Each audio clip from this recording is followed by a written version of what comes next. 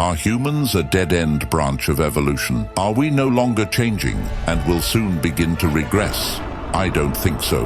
The Hubble channel tells you about the metamorphosis of mankind over the last 100 years and the changes that will take place in the next centuries. Life is too short to notice global changes, but still there are moments that we cannot ignore. Here is a ranking according to how humanity in general, and its representatives in particular, have changed over the decades.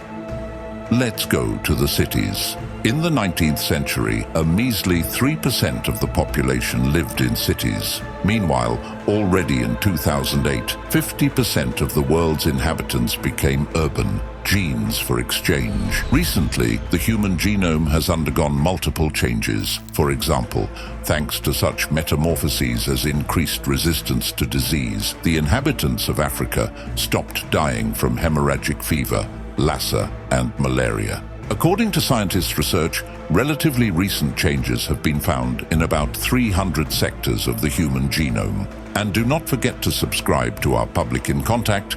We have It Is Not Bad Enough link in the description. On these words, link in the description, to put the effect of reverb with a slight echo and quieter to say, but not a whisper.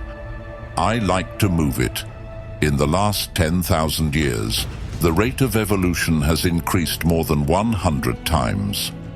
Darwin is resting.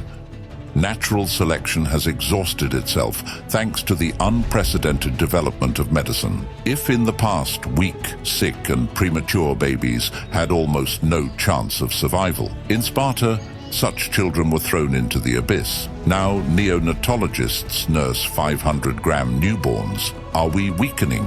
This point follows from the previous one, because having learned to treat the most serious diseases and conditions, we unwittingly make our descendants weak and unable to survive on their own, because they will be carriers of defective genes, have babies, and get stupid. Forget about the large child units of society that used to exist. Even now, there is a tendency to reduce the number of children in families. It is noteworthy that this fact is traced in intellectually developed individuals, while the shallow and insufficiently wealthy strata of the population continue to actively reproduce. And this is stimulated at the state level through various allowances and subsidies. Such situation will inevitably lead to mental degeneration of the majority of the world population, and even possible division of mankind into castes according to intelligence. Maybe one day, if you fall asleep like Rip Van Winkle, you will wake up and find yourself the smartest hominid on Earth. Will we live forever? If not forever, a very long time. Diseases that killed people a few centuries ago are now almost extinct, such as plague, anthrax, smallpox, and others. Perhaps soon there will be no more disabled people because we will learn to regrow amputated limbs and damaged organs. This is not a fiction, because it is proved that our body in the womb came from stem cells. It is possible to order any part of the body from them in the future. After all, there are already banks of placenta, a treasure trove of individual genetic material. Was it even possible to dream of this 100 years ago? Improved baby. Take your order. Yes, you heard right. In the future, it is possible to predict with 100% accuracy what character traits, appearance, and gender will be in the unborn baby. In short, to actively intervene in the genome. It will no longer be necessary to put a knife under the pillow of a pregnant woman, as it used to happen in the East in ancient times, and timidly hope that a boy will be born.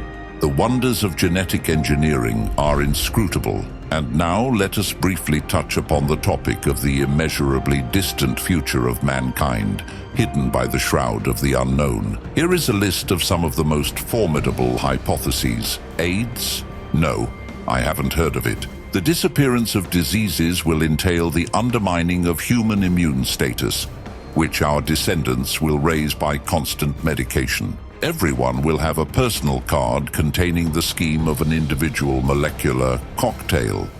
That is, in fact, people of the future will be treated throughout their lives. Technology will change the psyche forever. The ease of virtual obtaining of any pleasure and satisfaction of all needs will make a person indifferent and unresponsive. Love, friendship, charity will become obsolete and unnecessary concepts. Look at all 100. Living up to 200 years, a man of the future at 80 will seem 40 years old. And by the fourth millennium, everyone without exception will have brown skin as a result of the final mixing of races. Not us. Improvement of the body in the direction of more sexually attractive and increase of intellectual level will make possible the emergence of tribes. Smart and beautiful will breed exclusively within their group, and genetic trash will be outlawed. Who are you, the man of the future?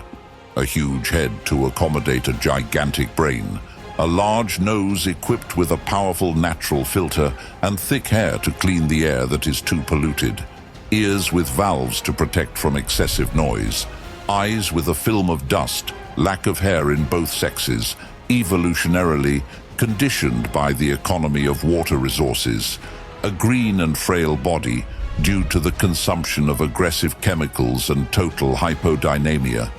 This is the expected appearance of the man of the future. The creature will have huge lungs for effective extraction of residual oxygen from the atmosphere and a monstrous liver, cleansing the body of toxins, and kidneys will learn to independently extract water from urine. In the process of evolution, new internal organs may also appear. Don't burden my consciousness.